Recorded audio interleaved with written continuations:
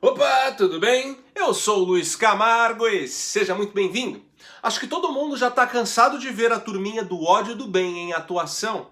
É a mesma turminha que pede mais amor, por favor, mas que na primeira oportunidade deseja as maiores atrocidades para aqueles que ousam pensar diferente. Porém, o colunista da Folha de São Paulo, Hélio Schwartzman, ultrapassou todos os limites do aceitável e foi dançar uma valsa com o capeta.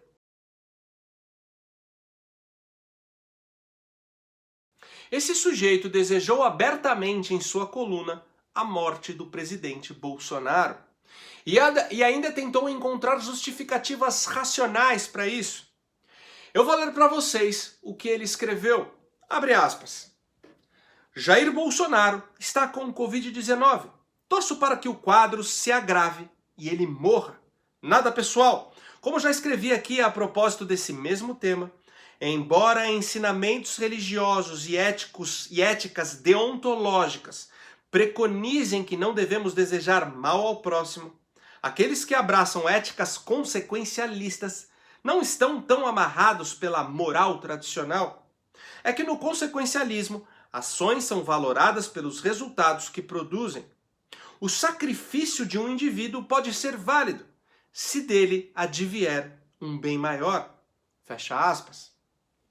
Pessoal, isso aqui é muito mais profundo e cruel do que aquele idiota que levantou a hashtag ForçaCovid, ou mesmo daqueles que também desejaram a morte do presidente nas redes sociais apenas para render alguns likes dos seus pares. O colunista da Folha, ao contrário aí do coleguinha lacrador, ao escrever sua coluna, descortinou um paradigma que norteia toda a esquerda intelectual, que é justamente o que ele chama de ética consequencialista, onde o valor moral de um ato é determinado exclusivamente por suas consequências. E assim, ele continua seu texto, abre aspas. A vida de Bolsonaro, como a de qualquer indivíduo, tem valor e sua perda seria lamentável. Mas como no consequencialismo todas as vidas valem rigorosamente o mesmo, a morte do presidente torna-se filosoficamente defensável. Repara no requinte de crueldade. A morte do presidente torna-se filosoficamente defensável se estivermos seguros de que acarretará um número maior de vidas preservadas. Numa chave um pouco mais especulativa, dá para argumentar que a morte por Covid-19 do mais destacado líder mundial a negar a gravidade da pandemia serviria como um cautionary tale de alcance global. Ficaria muito mais difícil para outros governantes irresponsáveis imitarem seu discurso e atitudes, o que presumivelmente pouparia vidas em todo o planeta. Bolsonaro prestaria na morte o serviço que foi incapaz de ofertar em vida. Fecha aspas. O comunismo levou à morte de 100 milhões de seres humanos no século XX. Um número maior que todas as guerras e catástrofes naturais juntas, justamente porque essas mortes eram filosoficamente defensáveis para o alcance de um bem maior, no caso, a criação de um paraíso na Terra em um futuro imaginário. Todo revolucionário é um consequencialista e todo consequencialista é marcado pela amoralidade. Para compreender melhor como isso funciona, primeiro você tem que entender a diferença de imoral e amoral. Imoral é a pessoa que possui um senso de moralidade, ou seja, acredita em um conjunto de valores absolutos que deveriam ser perseguidos. Porém, ela opta em perverter esses valores no ímpeto de ganhar alguma vantagem para si. Já o sujeito amoral, ele não possui um parâmetro de valor, ele não acredita em uma verdade absoluta. Ele não se norteia por nenhum tipo de código ético tradicionalmente estabelecido. Para ele, tudo é relativo. Por exemplo, a fidelidade no casamento é uma máxima de valor moral. Nem todo mundo é fiel, qualquer um pode trair o cônjuge por N motivos. Mas a fidelidade no casamento jamais será um valor relativo. Independente do que ocasione aí uma traição, o ato da traição é reprovável em si mesmo. Então, em um caso de imoralidade, o camarada trai sua esposa sabendo que isso é uma atitude errada. mas resolve trair mesmo assim para satisfazer um desejo seu. Em um caso de amoralidade, o camarada casado tem uma relação sexual extraconjugal, mas faz isso com a consciência limpa, crendo que essa atitude não aviltou nenhum tipo de valor. Inclusive, nesse caso, o termo traição até deixa de existir. O amoral não se pauta em verdades absolutas que estão acima dele.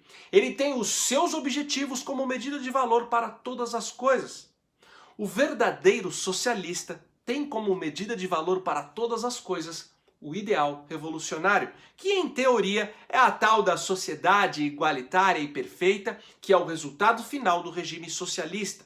É esse projeto que vai nortear todas as suas condutas e tudo que ele fizer em vida.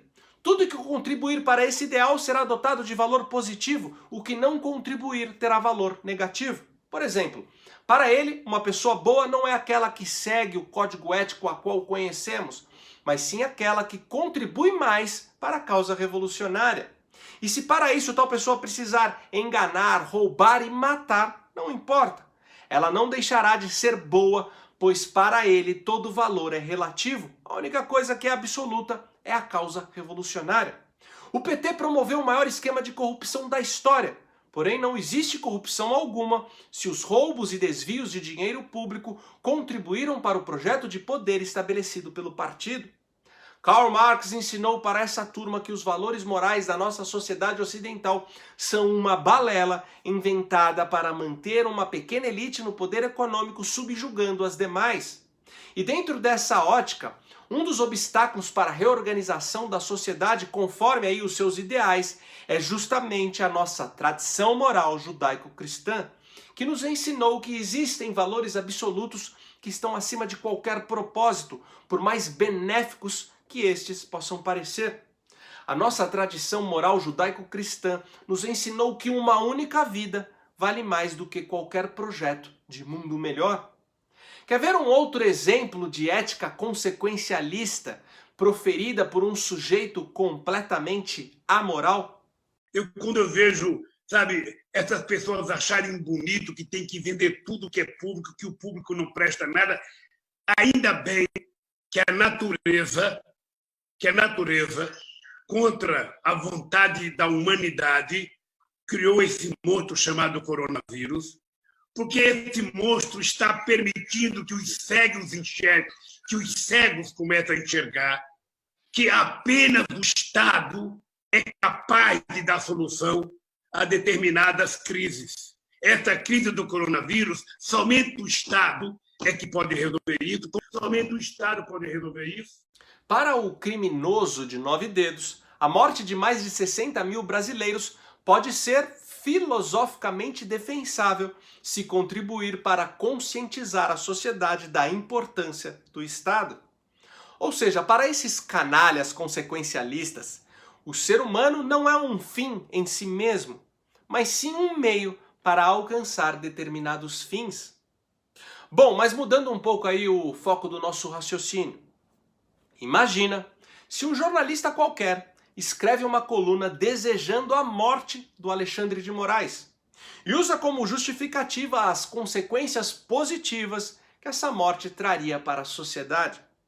Pode ter certeza que no outro dia o jornalista passaria a ser chamado de blogueiro, cairia na Lei de Segurança Nacional e seria preso por atentado contra a democracia. E por hoje é isso aí. Deixa aqui nos comentários a sua opinião. Curte e compartilhe o vídeo para ele ganhar relevância.